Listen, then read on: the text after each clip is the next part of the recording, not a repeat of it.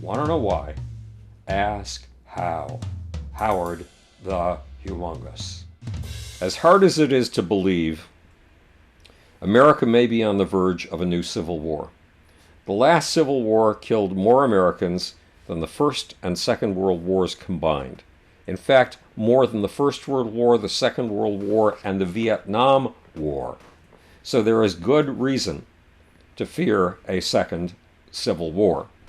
But at least twice, Rasmussen, the Republican polling organization, has asked 1,000 or so likely voters how probable they feel it is that America will have a second civil war in the next 5 years.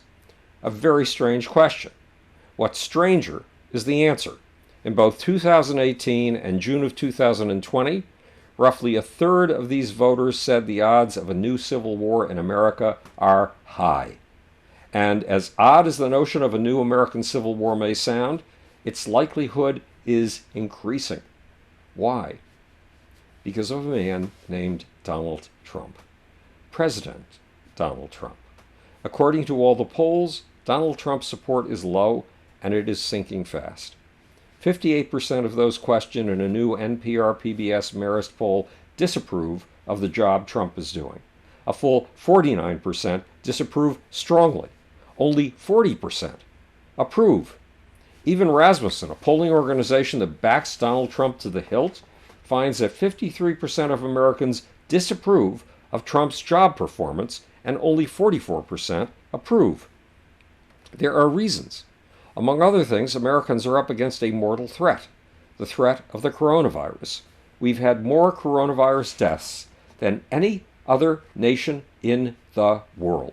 In fact, we've had more coronavirus deaths than the next 4 nations combined. That's more deaths than England, Russia, Brazil, and India put together. Countries like South Korea, Vietnam, and New Zealand have had death rates 1/400th of ours. Yes, for every South Korean lost to the coronavirus, we've lost 400 Americans, which means that Donald Trump's response to this plague has been a dismal and miserable failure, worse than a failure. It has helped inflict unnecessary deaths on almost 130,000 Americans and will kill as many as 120,000 more between now and Election Day, which means that in 9 months, this virus will have killed 250,000 Americans. Then there's the economic crash triggered by the coronavirus pandemic.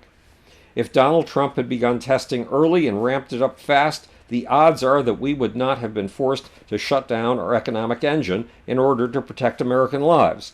Apparently, inklings of these facts are sinking in with an increasing number of Americans, which ups the odds that Donald Trump will lose the upcoming presidential election in November. But there's no way Donald Trump is going to leave the White House. He told Xi Jinping over dinner at the 2018 Buenos Aires G20 summit that, quote, people were saying that the 2-term constitutional limit on presidents should be repealed for him, close quote.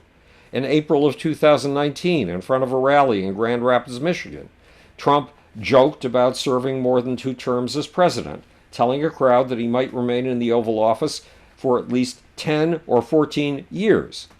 In a tweet in June of 2019, Trump talked about leaving the White House after 8 years and asked, "Do you think the people would demand that I stay longer?" Trump has shown off a mock-up of a series of Time magazine covers that show him as president for roughly 30 years to come. And when Trump enthused about Xi Jinping's finagling himself a presidency for life, Trump said, he's now president for life. I think it's great. Maybe we'll have to give that a shot someday.